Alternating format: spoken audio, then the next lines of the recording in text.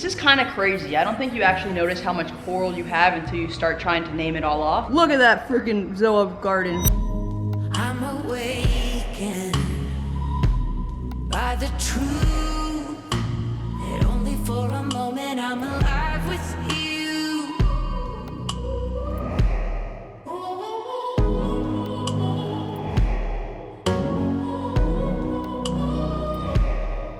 What's going on, guys? Welcome back to another Tank Tuesday. Today we're going to be doing the full rundown on my Red Sea Max 250 reef tank. Let's get started. I've had it for almost 2 years now. We're like just over the 1.5 year mark. We are pretty stocked up in here. A lot of stuff has grown pretty big, not all of it yet, but we have some great growth. You guys might see some black little bolts right here, and that is because I built in 2 Ecotech Marine XR30 Pro lights into the standard Red Sea Max 250 hood. I did leave this water protector on it just in case, you know, which is a good thing because the first time I tried to put them on there, I used Velcro and that did not last. So if it wasn't for this shield, they would have been ruined. I feel like they are responsible for a lot of the awesome growth in my tank and things just taking off. Down here is where I have all the lighting set up. So here are the XR30 Pro boxes.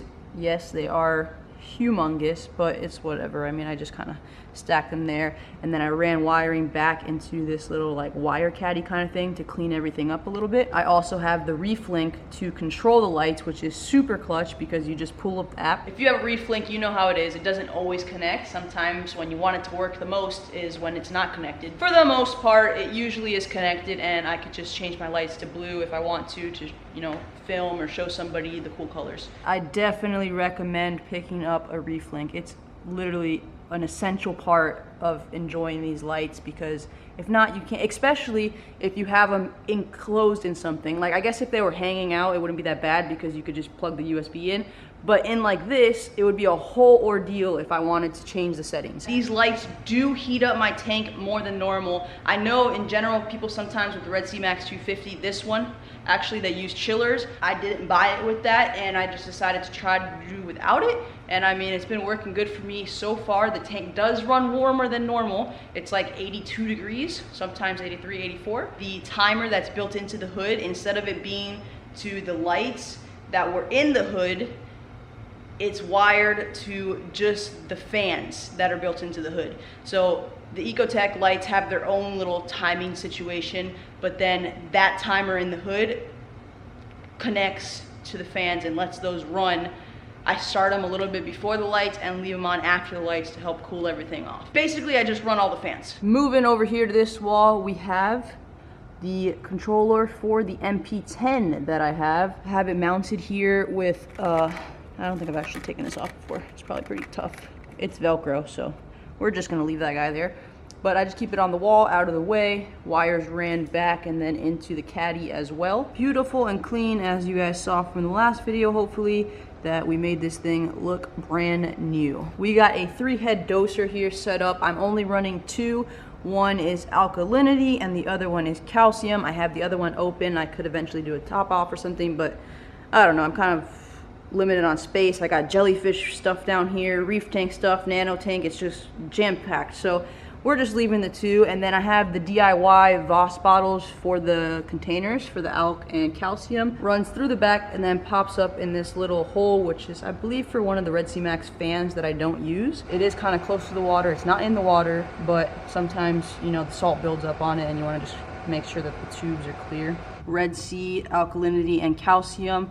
I do the liquid form. I might switch to the powder soon. I don't know, it's just easier and more convenient for me to just pour it in this little bottle and be done with it. I occasionally put some coral aminos in the tank. I have been holding off for a while now just because of the excess nutrients. I don't want to keep, you know, feeding the fire, so to say. So I've been doing that very, very sparingly. In terms of leveling, I have been keeping my alk at around 8.5 to 9 and my calcium in between 4 and 450. So that's the lights, the pumps, the doser. In terms of filtration in the back, I am running an in-tank media basket. I'll drop links to all this stuff in the description, by the way. I'm running filter floss, GFO carbon, Purigen, and ceramics, although I'm pretty sure I'm taking the ceramics out soon. I just haven't done it yet because I just took out the pebbles that I had running in the back. So I want to give it some time before I go ahead and take that out, as I think there's excess nutrients building up back there, which is causing some more cyno issues. And here is just my normal stuff, my drip lines, my RO, my buckets, my test kits, that kind of stuff. Nothing crazy under here. Some classic sunglasses, gotta have those. Check out the tank. I also have a heater in the back. It never is really on and heating because my tank runs so hot, but I have it set to like 78 just in case anything dips. Then it's there as like a safety precaution. Inside the tank, let's start with our little fishies. We got our little friend Subi here. We got Flash here, yellow tang. Those are real expensive on the black market right now. Then we have some chromies. We only have 3 left. Our 2 clownfish over here. The big one is called Big Mama and the smaller one is called Munchie. Both of them bite the shit out of my hand almost every single time I put it in the tank. I don't know where he's at, but we have a goby down there. And then we also have Quincy the shrimp in here somewhere. He is a Harley Quinn shrimp. Sometimes he'll come out and like out of the holes or the rock work and stuff like that, but don't see him right now. Over here on the frag rack, let's see what we got. Our last piece of grafted Monty, a bunch of jack-o'-lantern frags, 1 big chunker there, and then we got 3 more over here. I don't know what that is. That is a piece of Hollywood Stunner. We have nuclear meltdowns here, Pikachu Zoas here, another piece of grafted Monty there, and then here we have our beautiful Grandmaster Crack Zoa. I have moved them up to my frag rack to kind of get them away from the cyno a bit. Grafted Monty on the back wall, grafted Monty here.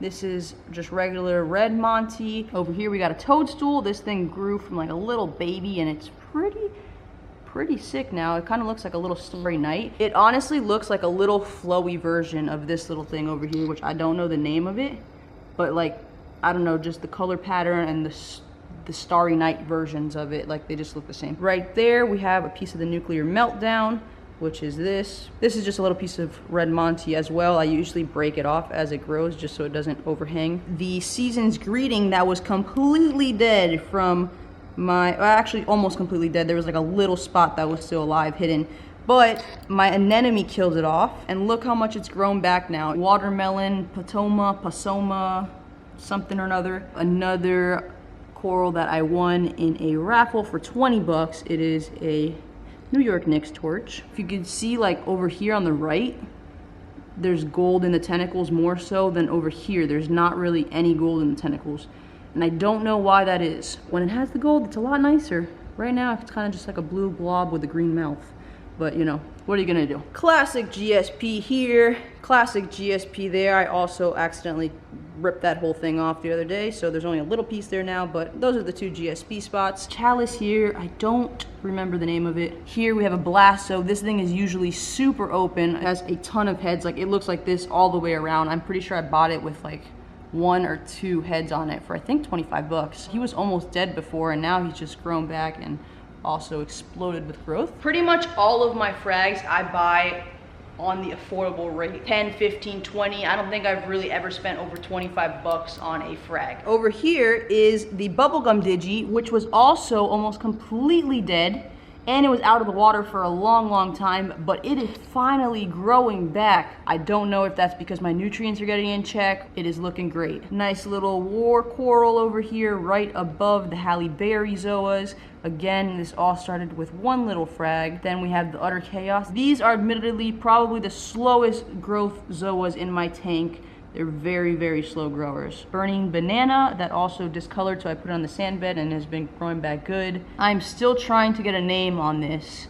I do not know the name of it. It is really cool looking. Rainbow Trolls over here started with 4 polyps. They seem really happy in the sand bed. Our Rainbow Infusions, also bought these for I think 20 bucks for maybe 2 or 3 polyper. And look at it now. We got a beautiful little freaking selection here. This is one of the ones that's definitely gonna be going into the nano tank. Green mushroom, red mushroom. This is kind of crazy. I don't think you actually notice how much coral you have until you start trying to name it all off. I'm exhausted. Awesome little Duncan colony I have here that my beautiful clownfish love to host into. I trained them how to host in there in case you weren't here for that. The mother colony of Hollywood Stunner, I kind of keep it away from stuff so it doesn't sting everything. We have a little piece of Jason Fox something here. I forgot the name of it, but it's kind of cool and it's been growing a little bit. Christmas Favia. We have the Meteor Shower, which look at all that growth. How crazy, right? Are these gonna sting? Do I gotta move this Favia? Let me know. Let me know if you know. Drop a comment, please. Beautiful frog spawn. I've really been liking the frog spawn lately. Space Invader chalice. Also put it over there so that it would be out of the way and away from stuff, not to sting with its sweepers. My backup jack-o'-lantern mother colony there. This is the OG mother colony that I don't really touch. And then that's the one that I kind of frag from and break off of the disc. Over here is a pink leather. My mom calls it like Q-tips. I don't know. I kind of just keep it there because I like how it stops this spongalis from spreading. It will kill the Monty instantly. It's honestly a real big pain in the ass. Like, it's pretty and green, but I don't like that it stings it. Here we got an acro. It's got like blue, green, and purple blue sponge that fell down the crack of a hole and just turned into this. It's kind of cool because often you'll see the beetles floating throughout it and just swimming around and underneath the like layers and stuff, but also needs a trimming pretty soon. We got more Monty on the back wall. That's kind of just like my go-to with the Monty. If I have extra, I just kind of throw it in the back and just let it grow against the wall just to give it some color back there and keep it out of the way. Green Slimer right there. He started to grow onto the rock, but he hasn't really been growing up much. I think it's because he's not in enough light. I kind of put it back too far on the rock work, which isn't ideal, but I'm kind of okay with it because I didn't want to put it too far out where it would be growing and blocking stuff, so whatever, it will grow slower, but it will hopefully, I thought it would be cool if it would grow like around the pump and stuff. We'll see what happens. Oh, and I almost forgot my little mushroom garden down here. Unfortunately, it's in this corner that's against the wall. On this corner, I tried to put him on a stick. Nothing like the other side, but hopefully soon. On this rock, we have the blue earth something. I'm not sure the name on this one. Doesn't really grow much, but it's bright and orange, so it just chills there. 24 karat gold. There's too many corals. I believe these are leptos maybe? I'm not sure either, but this blue one took off and the orange one. That one's a little slow, but it also took him a long time to get planted there. Awesome growth. They're just taking off. And they didn't get affected when the 24 karat started touching them, which is also really cool, and I'm happy about that they didn't battle out too much. C3PO, this starry night thing, Fruity Pebbles. It's got a bunch of cool colors in it, and it's growing onto the rock, so that means it is loving that spot. Bursting pink hippos over here. I got two rock flowers back there that are hidden behind the rock. Finally, we have the little Zoa Garden Bridge. These all started as little frags. Anyone have an ID on these Zoas right here? I do not know what they're called. The Bam Bams are blowing up too. Like, that was a 3 polyper. Crazy freaking growth on those Zoas. I'm hoping they go under this way, which would be freaking awesome. Look at that freaking Zoa garden. These are the ones I'm looking for an ID on. Eagle Eyes there, I'm pretty sure. The King Midas, the radioactives, scrambled eggs. Oh, I don't know, I think maybe Paradise or something. What are those orange ones with purple centers as well? I'm not sure. Then we got the Rastas right back there as well. Hopefully the Rastas fill in that little spot instead of these orange ones, but we'll see what happens. That is the updated reef tank tour on my Red Sea Max 250, the full tech rundown. We went through the lights, the doser, the pumps, the corals. We did it all. Hope you guys enjoyed the video. If you did, go ahead and smash that thumbs up button. Make sure you guys hit the subscribe button and turn those notifications on. We got new videos every single week. You're gonna wanna be here for it. Thanks so much for watching, and we'll see you guys in the next one. Later. I'm awakened by the truth that only for a moment I'm alive.